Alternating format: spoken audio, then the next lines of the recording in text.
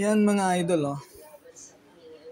Gumawa ako ng takip niyan kasi tatakpan natin yan pagkatapos malagyan ng kiwi. Ayan, nalagyan na ng kiwi. Tatakpan natin yan. Parang nito. Oh, matapos malagyan ng kiwi, nalagyan ng masking tape yung takip. So hindi halata na may takip. Ito na lang. Oh, yan. Tatakpan natin yan kasi nalagyan na natin ng kiwi yan eh. Kaya pwede na natin siyang takpan. So gumawa ako ng ng takip niyan. So isa lang yung binutasan. Pero 5 yung binutasan. Isa lang yung sinukatan namin para lagyan ng takip. So okay, press fit yung isang piraso. Pero dun sa 4, nakapagtataka, sliding dun sa 4. Dun sa isang piraso, press fit. Kasi isa lang muna yung binutasan para makagawa lang ng takip.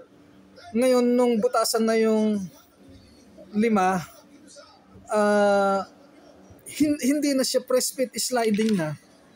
So, ang naging diskarte ko na lang mga idol, atin-atin na lang ito. Hindi alam ito ni customer. So, linagyan ko ng napakaraming center pans, oh. Ayan. Kaya kung mapapansin nyo, bali, pagka ilalagay natin, medyo press fit na siya. Ayan, oh. Hindi na siya nahuhulog. Ayan, oh, hindi na siya nahuhulog. So, papaluin na lang yan. Pag pinalo yan, masikip na yan.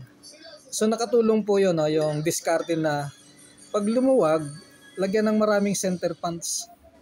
So ayan, lagyan ng maraming center pans. Kaya yung 4 na ginawa namin, nilagyan ko ng center pans. Isa lang ang walang center pans dahil press fit yun dun sa habang ginagawa yung 5 piraso na mat na pangtakip ay isinusukat dun sa isang piraso na nabutasan na.